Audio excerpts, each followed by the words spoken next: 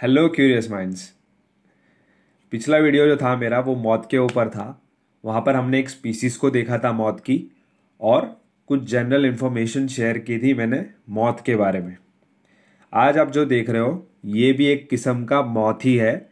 इसको ग्रास मौत कहते हैं, यानी कि घास का मौत। और लेकिन इसको स्पीसीज लेवल पर आइडेंटिफाई करना बहुत ज़्यादा मुश्किल है। लेकिन अगर जो मुझे मिल पाया है इंफॉर्मेशन, अगर उस हिसाब से जाए, देखिए स्पीसीज लेवल पर आइडेंटिफाई करना on the basis of just observing it's very difficult. क्योंकि मैं बटरफ्लाई और मॉथ्स के ऊपर एक्सपर्ट नहीं हूँ, तो मैं इसमें और डिटेल में नहीं जा सकता कि कैसे आइडेंटिफाई करना है स्पीसीज को और कैसे डिफ्रेंशिएट। क्योंकि एक ही तरीके की बहुत, आप अगर इसको भी सर्च करोगे तो बहुत सारे ऐसे दिखाई देने सेम दिखने वाले आपको मॉथ्स मिलेंगे। तो बहुत ज़्यादा मुश्किल जॉब है। लेकिन जहाँ तक हम एक स्पीसीज पे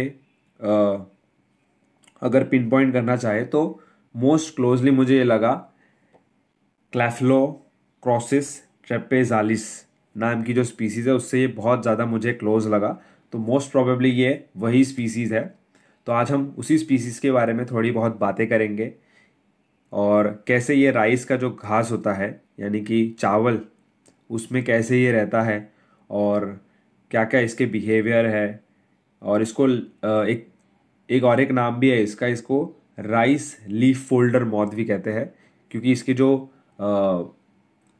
कैटरपिलर होते हैं वो घास की ब्लेड यानी कि पत्ते में छुप जाते हैं और वहाँ पर उस घास को खाते हैं। और एक पेस्ट के तौर पर भी इनको देखा जाता है इन पैडी फील्ड।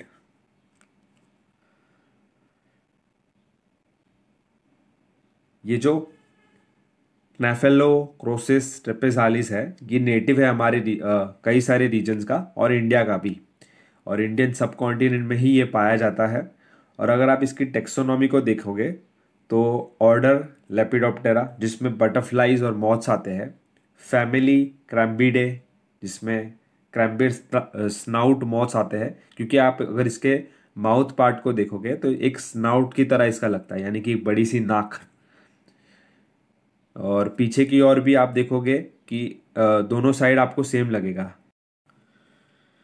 यानी कि आपको पता नहीं चलेगा कि इसका सर कहाँ किस तरफ है।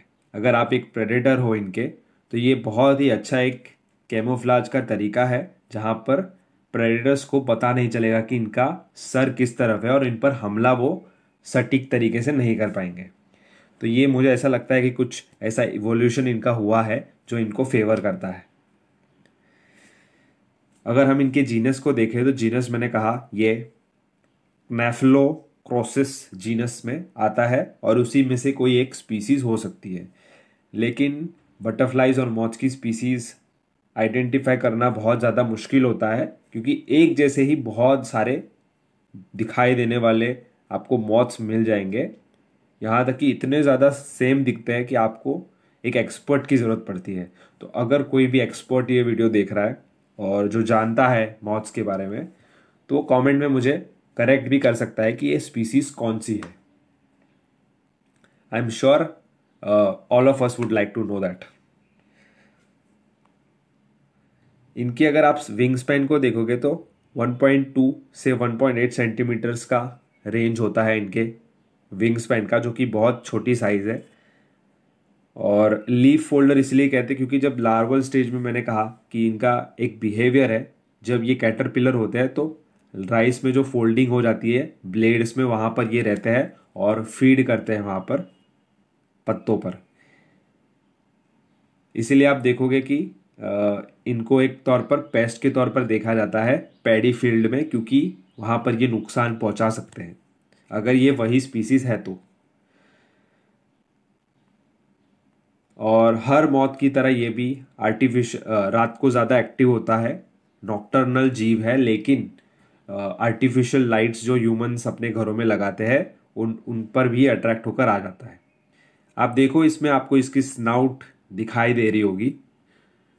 इसका जो हेड है उसमें आप देखो एक बड़ी सी नाक के तौर पर आप देख पा रहे होगे।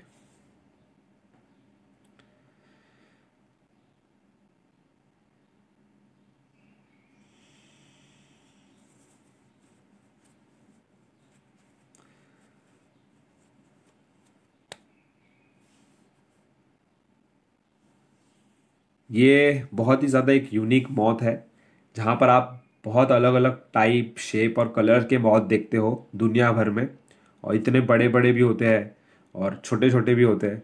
तो आपको इससे यही पता लगता है कि मौत स्पीसीज कितनी ज़्यादा डाइवर्स है और कितना ज़्यादा इनमें बिहेवियरल और इकोलॉजिकल डिफरेंस आपको देखने मिलता है।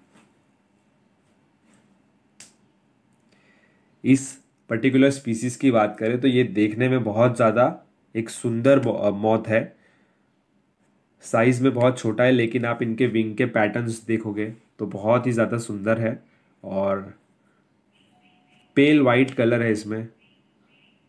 कंपेयर टू अदर मॉथ्स ये बहुत लोगों को कम अट्रैक्टिव लगेगा, बट अगर आप इनको ध्यान से देखोगे तो बहुत ज़्यादा ये भी अट्रैक्टिव है। और इनका जो यूनिक हेड और टेल का पार्ट है, जो कि दोनों सर दिखाई देते हैं एक तरीके से, वो भी बहुत ज़्यादा यूनिक है।